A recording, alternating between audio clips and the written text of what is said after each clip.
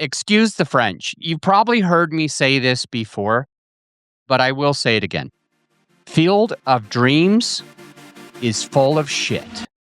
Most hosts never achieve the results they hoped for. They're falling short on listenership and monetization, meaning their message isn't being heard and their show ends up costing them money.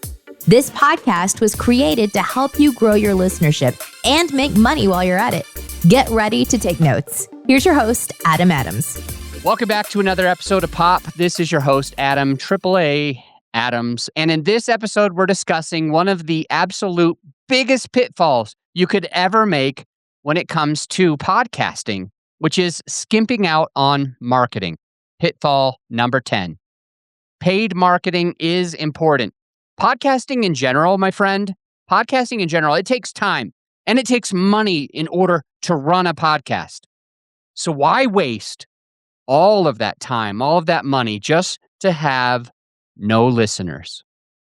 When I was a kid, I loved this certain movie called Field of Dreams. It inspired me. It even made me feel empowered that God or the universe would automatically provide so long as I put in the upfront work. You probably know tons of podcasters that came into podcasting with the exact same rose-colored glasses on. I can feel it, they say. I'm called to start a podcast on XYZ subject. And then they spend a whole bunch of time and money doing their reconnaissance, finding who their audience is and what their audience needs to know, and even surveying their perfect exact listener, paying for artwork, logos, hiring a copywriter to make the perfect intro and the perfect outro, and then hiring a voiceover artist to record it, and getting all of the website, like URL, domain stuff ready to go, and getting all their perfect social media handles. And they're so proud, I got all my social media handles, and figuring out a pre-launch plan and a launch plan. The list goes on and on and on. And after all that time, all that money, the effort, with those rose-colored glasses on, they finally start their show. They think that they had it all together. They did just about every single thing right, except they didn't put a dime into paid advertising or press releases. So now they have a field of dreams. They have a podcast. But they have crickets for listeners. That's exactly why I started off this episode today with, excuse my French, but Field of Dreams is full of shit. If you want people to find your show, you have got to get in front of them. If you want to get in front of them, you cannot assume God or the universe is automatically going to just hand it to you on a silver platter. You've got to look at your resources and figure out how can you make this work, because doing everything else right and missing the marketing piece is my definition of unfortunate. You can learn it and run it all yourself, or you can hire it out to someone you know can get the results that you need. But you must market your podcast, or all of your listeners are just going to be crickets. So I know and I understand that this is one of our shorter episodes, but I hope we packed it full of a punch for you to at least help you understand that just because you have a podcast, because you created a podcast, just because you were called to do the podcast, there's too many people that were called to do a podcast, that felt compelled, like this is their calling. And then they do all of these things. And literally, I cannot tell you, I couldn't even count how many times I've spoken with somebody who was called to do it. They did everything that they could think of right. They did ready, fire, aim. They went in, they did ready, aim, fire. It doesn't matter. But they went in and they did it all as well as they possibly could.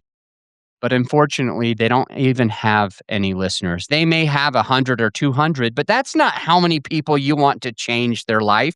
Even if you have 1 to 200 listeners, you're not impacting every single one of them. there's a lot of people that listen that just don't take action. So I guess the way that we want to end this episode today is to clearly and concisely and consciously, intentionally decide, are we going to just have a podcast? Just so you can say, I have a podcast, so you can feel good in your heart. I've got a podcast. Do you want 20 listeners or 50 listeners or 100 or 200 listeners? Or do you want a huge listenership? Because if you're trying to make money with your podcast, you need listeners. If you're trying to make an impact on the world through your podcast, you can't do it if you got crickets for listeners. And if you want to leave a legacy, then leave a legacy to somebody, not to nobody. And it's this one piece that everybody seems to do all of these other things right, but they either don't do the marketing because they think they've got to run all of the marketing and figure out how to do the marketing just to save a couple of bucks. They go and decide not to do any of the paid marketing because one of two things holds them back. One of three things, maybe. One is they don't have the money. And if you absolutely don't have any money at all to run paid advertising, then you got a choice. You either don't do the podcast at all, or you start at the podcast knowing that you're not going to have any listeners for a long, long time. And then when you do have the money, you're going to put the money behind it. So either they get held back because they don't have any money at all. Number two, they've got the money. They totally have the money, but they don't know who to trust to hire it. And by the way, ding, ding, ding, we can help you. I can help you with this. You can trust us because we get real results. The other thing that could hold you back is that you think you need to do it all yourself. And if that's where you are, that's okay.